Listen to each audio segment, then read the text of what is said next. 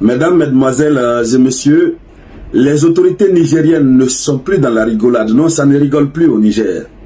Oui, après le départ, n'est-ce pas, des forces françaises, d'ailleurs il faut signaler déjà que les forces françaises, les soldats français ont commencé à quitter, la première équipe a quitté et les populations étaient là en train de manifester la joie et en train de les faire des doigts d'honneur, etc. Alors, en plus du départ, n'est-ce pas, des forces françaises, les autorités du Niger viennent, n'est-ce pas, de donner 72 heures à la coordinatrice de l'ONU qui est au Niger, qui est à Niamey. 72 heures pour quitter le territoire.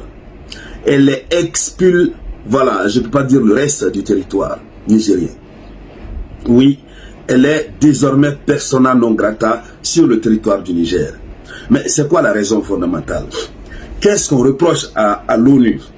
Pourquoi les autorités nigériennes ne veulent pas voir le représentant de l'ONU ou la représentante de l'ONU sur leur territoire? Alors, et le ministère a fait un communiqué. Le ministère des Affaires étrangères nigérienne a fait un communiqué dans lequel communiqué le ministère dénonce les entraves orchestrées sous l'instigation de la France par le secrétaire général de l'ONU et des manœuvres sournoises visant, n'est-ce pas, à contrarier la participation du Niger à la 78e Assemblée générale de l'ONU. Bref, je vais très bien expliquer cette partie. Vous savez, tout récemment, lors de la 78e Assemblée de l'ONU, le Niger a envoyé un représentant issu du nouveau gouvernement du général Abdourahmane Tiani. Pendant ce temps, la France a poussé Bazoum à envoyer, c'est-à-dire la France a envoyé l'ancien diplomate de Bazoum. Donc, et au nom du Niger toujours. Donc, il y avait deux personnes qui étaient là pour parler au nom du Niger. Et le secrétaire général de l'ONU, n'est-ce pas, c'est lui-même qui a accepté que ce dernier quitte, n'est-ce pas, le Niger pour venir. Tout ça avec la complicité de la représentation de l'ONU au Niger. Alors, quand ils sont arrivés, lorsque le représentant légal et légitime, n'est-ce pas, du Niger, donc issu du gouvernement du général Tiani, a voulu passer, il a présenté la liste de sa délégation et tout ça, ils ont pris, ils ont déposé de côté et ils ont créé une confusion. Ils ont dit non, on ne peut pas vous laisser parler à la tribune de l'ONU puisque il y a déjà un autre représentant légal, donc on ne sait plus que faire. Finalement, ils ont bloqué le Niger. Le Niger n'a pas pu prendre la parole sur la tribune de l'ONU. Et ça, c'est sur instigation de la France. Et donc, comme l'ONU, comme la représentante de l'ONU s'est comportée comme ça, et le secrétaire général de l'ONU, Antonio Guterres, s'est comporté de la sorte, le Niger est donc dans un bras de fer avec Antonio Guterres, secrétaire général de l'ONU.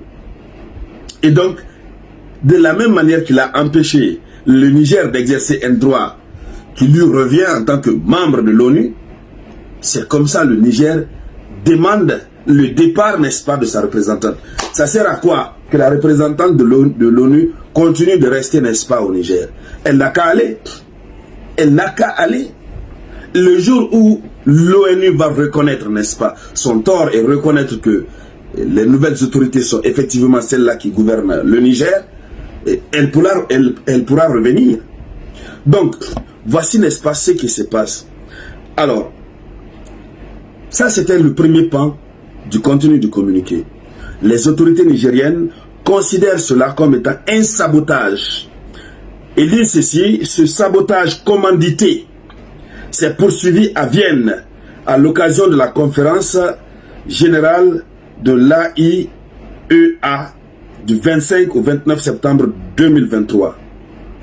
À Vienne et au 4e congrès extraordinaire de l'Union postale universelle du 1er au 5 octobre 2023 à Riyad, ajoute le communiqué.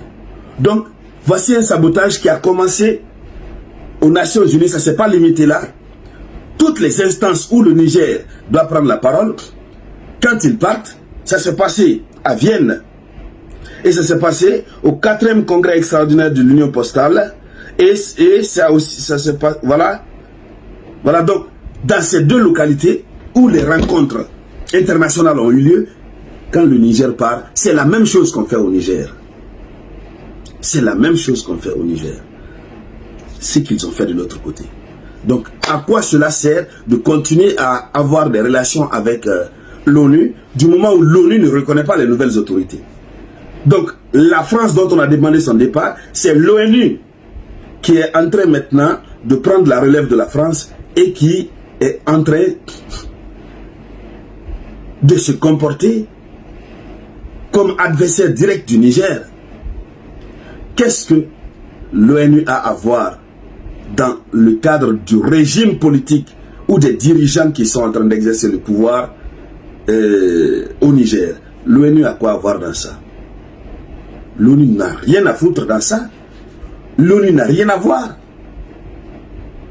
Pour que l'ONU puisse interdire l'accès aux instances internationales au Niger, il faut laisser le Niger participer. C'est un droit naturel pour lui. Alors donc on va voir. Et le fait déjà d'expulser cette représentante, cela joue énormément sur les intérêts de l'ONU qui se trouve, n'est-ce pas, au Niger. En tout cas, ça continue de chauffer et on va voir si ça a chauffé avec la France. Nous sommes sortis vainqueurs, nous sommes sortis victorieux. Ce n'est pas avec l'ONU que nous ne sortirons pas victorieux. Ça, il n'en est pas question. Alors, mesdames, mesdemoiselles et messieurs, c'était ça l'information. Je vous reviens d'un moment à l'autre avec d'autres actualités. Merci de cliquer sur les cœurs et de partager la vidéoconférence au maximum. C'était la voix de l'unique samouraï.